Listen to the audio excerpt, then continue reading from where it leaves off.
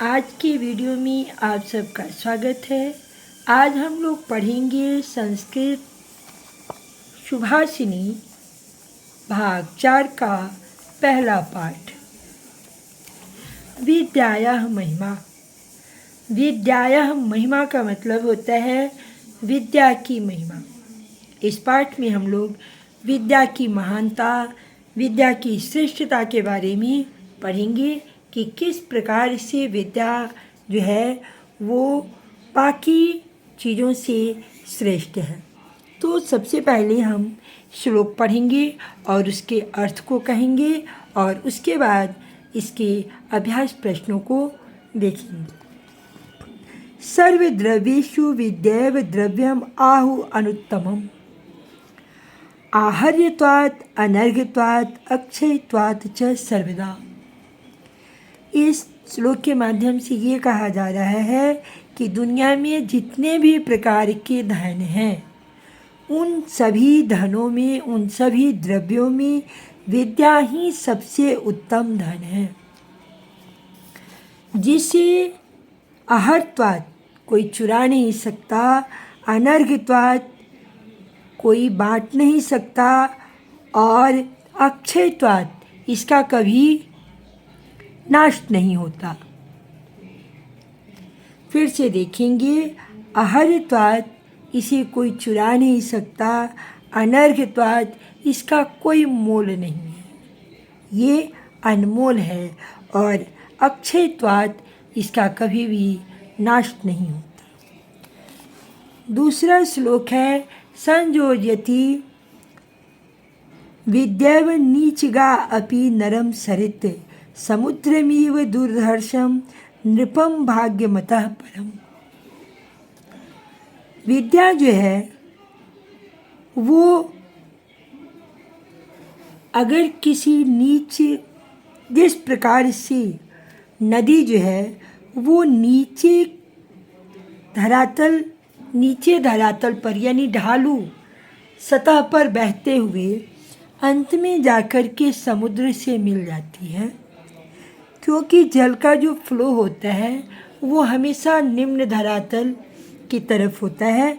तो जिस प्रकार से नदी हमेशा अपनी सी नीचे लेयर की ओर बहते हुए समुद्र में मिल जाती है, उसी प्रकार से विद्या जो है अगर किसी गरीब इंसान के पास भी हो तो वो दुर्लभ राजा से मिलवा देती है। इस श्लोक के माध्यम से ये कहा गया है कि जिस प्रकार से नदी जो है बहते हुए अथाह जल राशि सागर में मिल जाती है, उसी प्रकार से अगर विद्या किसी नीच व्यक्ति के पास भी हो तो वह ज्ञान जो है, वो विद्या जो है उसे महान से महान लोगों से मिलवा देती है, और अंत में वो अपने विद्या के बल पर उस महान व्यक्ति के उपहार का या उसके आप कह सकते हैं कि पारितोषिक, जिसे हम लोग प्राइज कहते हैं, उसका वो भागीदार बनता है।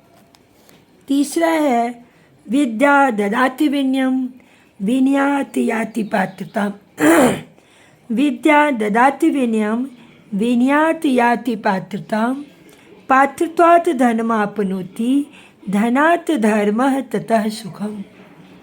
इस श्लोक के माध्यम से ये बताया गया है कि विद्या जो है हमेशा नम्रता देती है। पढ़े लिखे लोग जो होते हैं वो नम्र होते हैं। विनयात याति पात्रता, नम्रता से योग्यता आती है।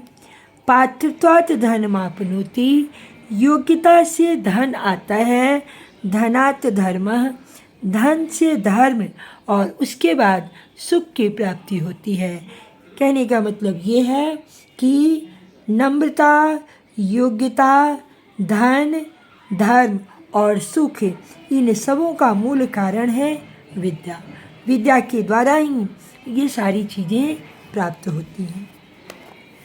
अगला श्लोक है हमारा, अनेक संशयोच्छेदी परोक्षार्थस्य दर्शकम सर्वस्य लोचनम शास्त्रम यस्य नास्ति अंध एव सः।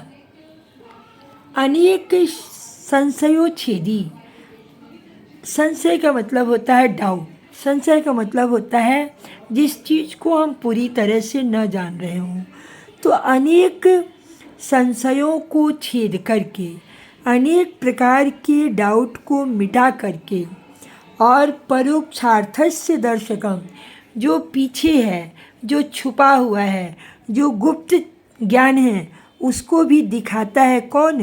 तो शास्त्र है ना। सर्वस्य लोचनम शास्त्र। शास्त्र जो है वो सबकी आँख है। यस्य नास्ति अंध एव सः। जिसके पास शास्त्रों का ज्ञान नहीं है, जिसके पास किसी विषय वस्तु का बृहद ज्ञान नहीं है, वो उसके बारे में डिटेल तक नहीं जानता है, तो अंध एव सः, वही अंधा है। रूप यौवन संपन्नाः विशाल कुल संभवाः विद्याहीनः न शोभन्ते निर्गंधा इव किंसुका। इस श्लोक के माध्यम से ये बताया जा रहा है कि यदि किसी व्यक्ति के पास रूप हो, जवानी हो और वो ऊंचे खानदान में जन्म लिया हो, यानी रूप, जवानी और उच्च कुल में जन्म लेने के बाद भी अगर कोई व्यक्ति विद्याहीन है तो वो उसी प्रकार से अशोभित है या उसी प्रकार से अशोभनीय है जैसे गंधहीन पलाश का फूल। फिर से इसे देखेंगे। रूप और जवानी से संपन्न विशाल कुल में उत्पन्न होने के बावजूद भी विद्या से रहित व्यक्ति उसी प्रकार से अशोभनीय है जैसे गंधहीन पलाश का फूल। विद्या शस्त्रस्य शास्त्रस्य द्वे विधे प्रतिपत्तये आद्याहास्याय वृद्धतवे द्वितीया आद्रियते सदा। विद्या के दो शस्त्र हैं, विद्या के दो विधि है, ज्ञान की दो विधियां हैं, एक शस्त्र और दूसरा शास्त्र। तो जो शस्त्र को धारण करता है वो जो है बुढ़ापा में, वृद्धावस्था में हास्य का पात्र बनता है, यानी मजाक का पात्र बनता है। और जो शास्त्र को अधिग्रहण करता है, धारण करता है या शास्त्र को ग्रहण करता है, वो बुढ़ापे में आदर का पात्र बनता है। कहने का मतलब ये है कि विद्या की दो विधाएं हैं, एक शस्त्र और दूसरा शास्त्र। अगर हम शस्त्र को ग्रहण करते हैं तो ये शस्त्र जो है वृद्धावस्था में हास्य यानी उपहास का पात्र बनाता है, और अगर हम शास्त्र को ग्रहण करते हैं यानी द्वितीय दूसरे वाले को, तो ये बुढ़ापा में, वृद्धावस्था में हमेशा आदर प्रदान करवाता है। वर में को गुणी पुत्र न च मूर्ख शतान्यपि एकश्चंद्र तमोहंती न च तारा गणा अपि च। यहाँ पे ये कहा जा रहा है कि सैकड़ों मूर्ख पुत्र की अपेक्षा एक ज्ञानी पुत्र जो है वो उत्तम है। जिस प्रकार से एक चंद्रमा रात्रि के अंधकार को हर लेता है, न कि अनेकों तारे। तो इस तरह से हम लोगों ने इस पाठ का हिंदी अनुवाद किया। विद्यार्थियों से मेरा अनुरोध है कि अगर आप सही मायने में संस्कृत सीखना चाहते हैं या संस्कृत की बृहद जानकारी चाहते हैं, तो आपको इस पाठ के सभी शब्दार्थों को याद करना पड़ेगा, ताकि आपकी संस्कृत भाषा पर एक पकड़ बने, और वो भी मजबूत पकड़। तो आप लोग इस पाठ के शब्दार्थ को अवश्य याद करेंगे। अब हम चलते हैं इस पाठ के प्रश्नों को देख लेते हैं। तो हमारा सबसे पहला प्रश्न है मौखिक, जिसका हमें उच्चारण करना है। तो सर्वद्रव्येषु अनेक संशयोच्छेदी दूरदर्शम धनमाप्नोति आद्रियते वृद्धतवे।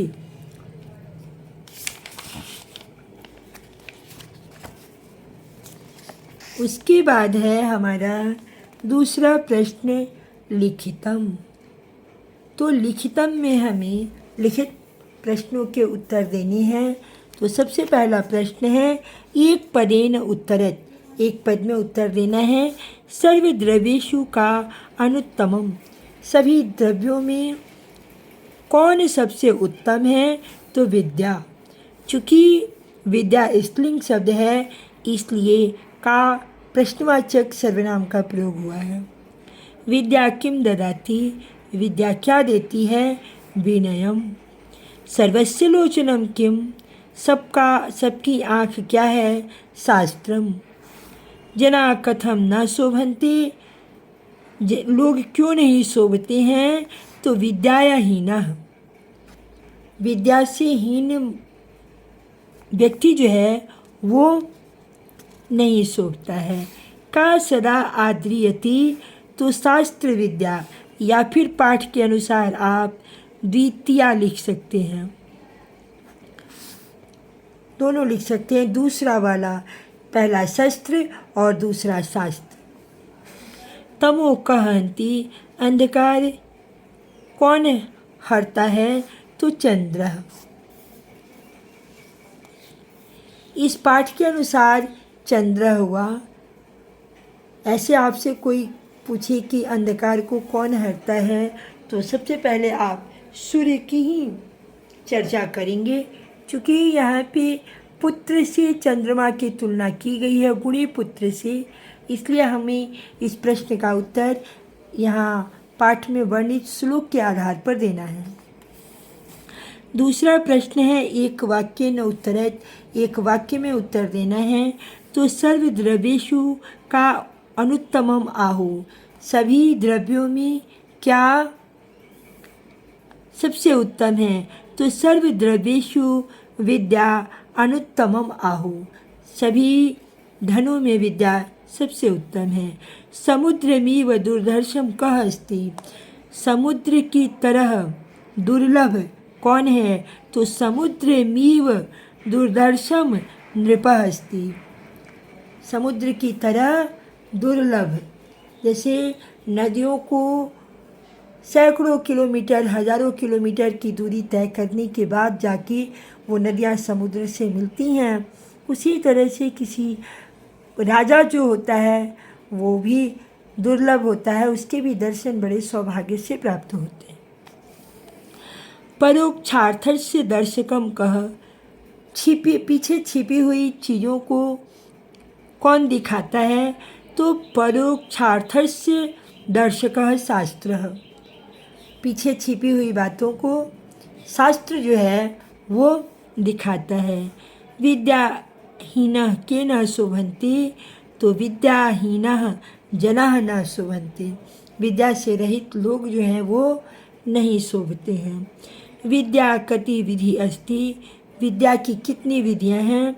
तो विद्या द्वे विधि अस्ति, विद्या की दो विधियां हैं।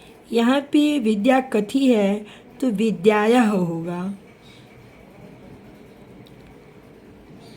विद्या की दो विधियां हैं। कः पुत्रः वरमस्ति, कौन सबसे उत्तम पुत्र है? तो गुणी पुत्रः वरमस्ति, गुणी पुत्र जो होता है वो सबसे उत्तम होता है। अगला प्रश्न है अर्थ लिखत। तो इस श्लोक का अर्थ लिखना है। सर्वद्रव्येषु विद्यैव द्रव्यम आहु अनुत्तमम, अहरित्वात् अनर्घित्वात् अक्षयत्वात् च सर्वदा। कहने का मतलब ये है कि सभी द्रव्यों में विद्या श्रेष्ठ है, इसे चुराया नहीं जा सकता, ये अनमोल है और इसका कभी विनाश नहीं हो सकता। दूसरा श्लोक है हमारा विद्या ददाति विनयम, विनयात् याति पात्रत्वाम, पात्रत्वात् धर्माप्नोति, धनात् धर्मः ततः सुखम। विद्या नम्रता देती है, नम्रता से योग्यता प्राप्त होती है, योग्यता से धन आता है, धन से धर्म और उसके बाद सुख की प्राप्ति होती है। क्वेश्चन नंबर 4 में हम लोगों को मैच करना है सम्मेलनम कुरुते। तो सबसे पहले है संयोजति विद्यैव, तो इसे हम मिलाएंगे नीचगा अपि नरम सरित। अनेक संशयोच्छेदी परोक्षार्थस्य दर्शकम विद्याशास्त्रस्य शस्त्रस्य शास्त्रस्य द्वे विधे प्रतिपत्तये एकश्चन्द्रः तमोहन्ति न च तारा गणा अपि च सर्वस्य लोचनं शास्त्रं यस्य नास्ति अंध एव सः। अगला प्रश्न है पादपूर्ति कुरुत, तो ये पद के अनुसार इसकी पूर्ति करनी है। संयोजति विद्यैव नीचगा अपि सरित समुद्रमिव दुर्दर्शम नृपम भाग्यमतः परम अनेक संशयोच्छेदी परोक्षार्थस्य दर्शकम सर्वस्य लोचनं शास्त्रम यस्य नास्ति अंधे एव सः। अगला प्रश्न है हमारा संधि अथवा संधि विच्छेद करना है। तो इधर जो शब्द दिए गए हैं उनका संधि विच्छेद करना है और इधर वाले शब्दों को हमें उनकी संधि करनी है। तो विद्यैव का होगा विद्या जोड़ एव, धर्मापनोति धनम जोड़ आपनोति, नीचगा अपि नीचगा जोड़ अपि।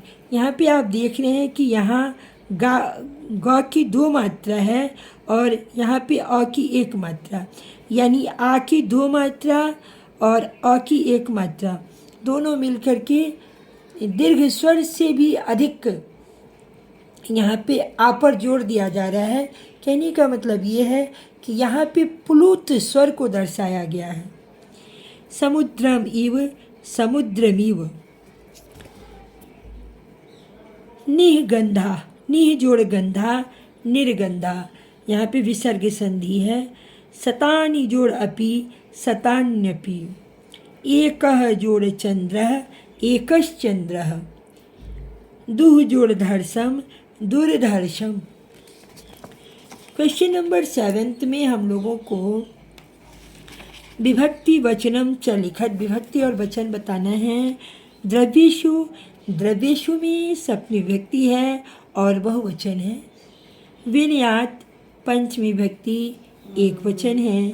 विद्यैव प्रथमा विभक्ति एक वचन है। विनयम द्वितीया विभक्ति एक वचन है। किंसुकाः प्रथमा विभक्ति बहुवचन है।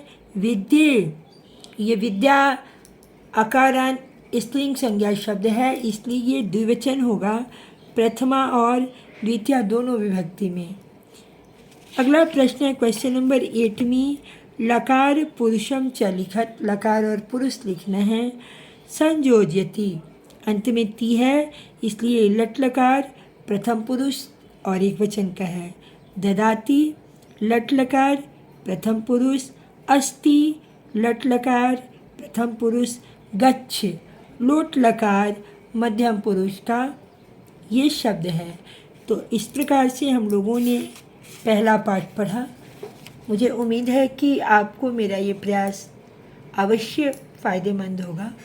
आपको ये वीडियो कैसा लगा अपने विचार कमेंट के द्वारा ज़रूर बताइएगा और इसे ज़्यादा से ज़्यादा लोगों में शेयर करिएगा, ताकि मेरा संस्कृत पढ़ाने का उद्देश्य जो है संस्कृत को आसान तरीके से सिखाना या समस्त विद्यार्थियों तक जो कि संस्कृत पढ़ना चाहते हैं या उन्हें किसी तरह से दिक्कत हो रही है, तो उनको संस्कृत सिखाने के उद्देश्य से ही मैंने ये चैनल बनाया है।